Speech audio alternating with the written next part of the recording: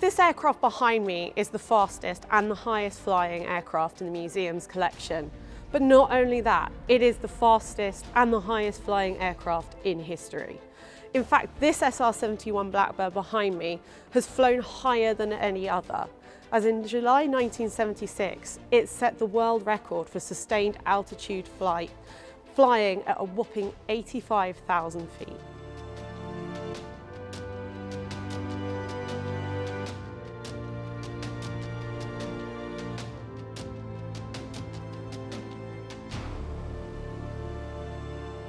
Blackbird was developed in the 1960s.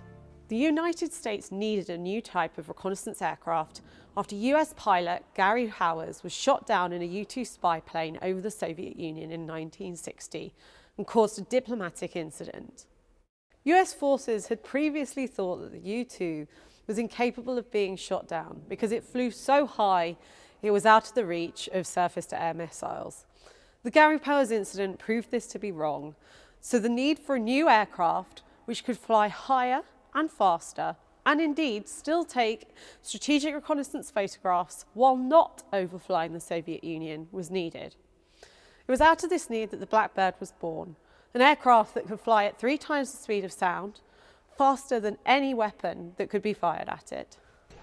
So I was wondering if I could ask you about the sort of sensation of travelling at, how does it, at 35 miles a minute? Yes. And that's why part of it took us a year to train, changing your mindset so you're constantly thinking well ahead of the airplane was a real change in life per se. And in the SR, I'll give you a couple things. One, you're in a spacesuit, so you're somewhat isolated from some of the sounds that you would have heard in a normal airplane. And your greatest sense of speed was actually on takeoff. You get to the end of the runway and you release your brakes and light the afterburners. Within 20 seconds, you will have gone 4,500 feet. You're doing 240 miles an hour and you're lifting off in a fairly fast climb because you're going to pass through 20,000 feet in less than 2 minutes from the time you release the brakes. Now, if you keep climbing all the way up to 80,000 feet, which is about where you normally level off, it's going to take you 17 more minutes, but you're climbing and accelerating at the same time and you're going to burn a third of your fuel. But then you're going to steady out up there. Now once you're up there, think about it. You're at 3 times the speed of sound, so most of the sound is behind you naturally. The ground is 16 miles below you, but when you're at 80,000 feet doing 2,100 miles an hour, yes, you can see the ground moving, but it doesn't give you a real sense of speed. The Blackbird was developed at the top secret Lockheed Skunk Works in California. One of the scientists working on the project was Clarence Kelly Johnson, who was instrumental in coming up with the high-tech design. In fact, it was so complicated an aircraft to produce that each aircraft cost $34 million to make. A typical Blackbird intelligence mission would see the aircraft take off, speed up to 3 times the speed of sound, and then while flying incredibly high and incredibly fast, take reconnaissance photography around the edges of the Soviet Union. Now, it flew around the edges of the Soviet Union because after the U-2 incident, the US government had pledged to stop carrying out overflights over Russian territory. Instead, Blackbirds were positioned strategically in bases where they could fly around the very edges of the Soviet Union at a great height. Blackbirds like this one behind me were stationed in Okinawa in the South Pacific and in Mildenhall here in the UK. There's a big difference between an overt mission and covert. Ours were all overt. Covert mission was what the A-12 was doing early on that the CIA was flying out of Okinawa. When the SR came along, now you have an airplane that has Air Force markings. We had Geneva Convention cards in our wallets, in our pressure suits. This is an overt mission. No Blackbird of any variety has ever been over the landmass of Russia or China. Never, ever. We've been around the periphery in international waters, but never been over the landmass. This specific Blackbird carried out such strategic reconnaissance missions. It was based in both Mildenhall and Okinawa from the late 1970s until 1990. Its last flight was in January 1990, following the cancellation of the Blackbird program, and it was the last aircraft to leave Okinawa. Following retirement, the aircraft remained in storage for 11 years until it was shipped to Duxford in 2001. The Blackbird engines are remarkable because they are able to fly on continuous afterburner, which is what is able to make the aircraft go so fast. A Blackbird pilot, Rich Graham, explained that this is effectively like when you have a hose pipe and you pop your thumb over the end of the hose pipe and the water comes out much faster as a result. The engines for the airplane are Pratt & Whitney J58. One-of-a-kind engine, no other aircraft use them. It's the only engine I know of in the world, even today, that is certified for 100% all the time continuous afterburner operation. Most jets like the T-38, F4, and probably many others, they have some kind of a time limitation. They can't be an afterburner the entire time. The Blackbird's predominantly made from titanium, which is a metal that can withstand great heat and pressure. It's painted a black colour to help disrupt radar, but also, as you may be able to see, there's a few gaps in between, and that's because the aircraft expands as it is in flight, as it gets very hot. When it lands on the ground after a flight, it then contracts. And as a result, ground crews used to complain about how much oil and fuel the aircraft used to leak. The Blackbird was piloted by a crew of two. A pilot who flew the aircraft, and a backseater who was responsible for operating the camera that took strategic reconnaissance photographs.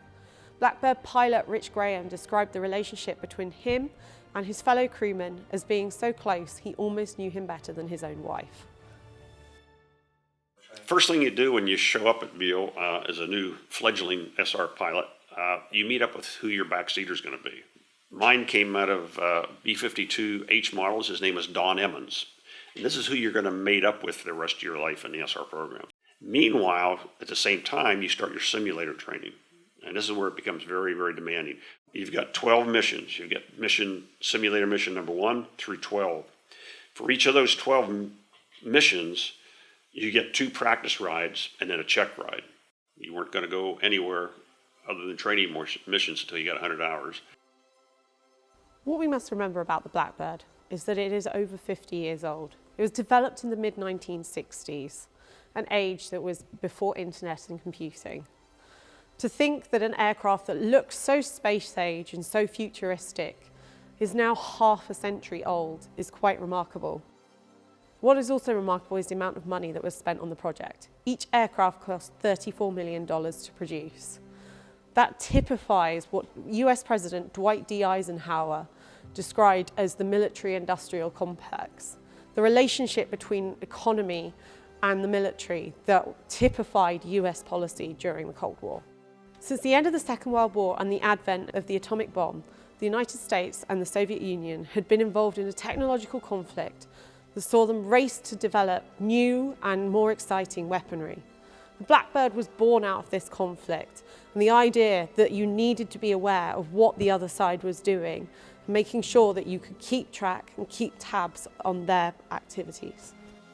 One interesting thing about this Blackbird is it's been signed by some of the people who operated it and worked on it on the ground.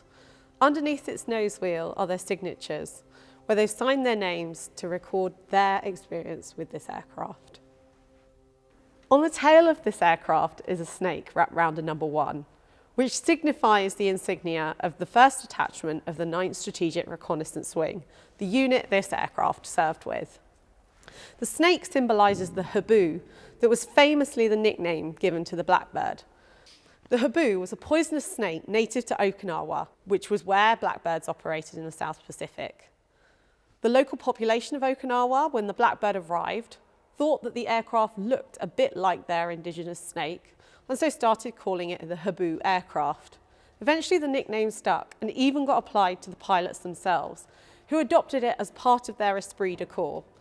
Indeed, only a pilot that had flown the Blackbird on an operational mission could earn the Habu patch, a sign of their elite status as a Blackbird pilot. Even though the Blackbird was the successor to the U-2, it ultimately became financially unsustainable for the US government to keep operating them. Only 32 Blackbirds were produced, of which only 29 served in operational capacity. And at $34 million a unit, this was a hugely expensive program to keep running. In the early 1990s, following the end of the Cold War, the US government began to reconsider the use of the Blackbird. Satellite technology had developed to such an extent in the 1980s that it could fulfill a similar role to the intelligence capacity fulfilled by the Blackbird.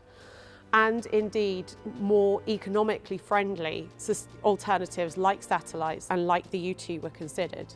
So in 1990, the Blackbird program was formally retired for the first time. After much deliberation, they were brought back briefly in 1995, before the program was ultimately cancelled in 1998. The U-2 still remains in service in US forces in a limited way, and has seen action in more recent conflicts such as the war in Afghanistan. This Blackbird's last flight was in January 1990, following the cancellation of the Blackbird program. It flew from Okinawa and was the last aircraft to leave there, back to its base in California, where it was put into storage for 11 years until it was brought to Duxford in 2001. The Blackbird is so impressive because for over 50 years it has remained the fastest and highest flying manned aircraft. It looked space age when it was developed in the 1960s, and it still looks like a product of science fiction today. Indeed, the Blackbird is flown by the X-Men in their comics, though they call it the X-Jet, and was the personal craft of Queen Amidala in Star Wars. It still looks futuristic to us today, 50 years on.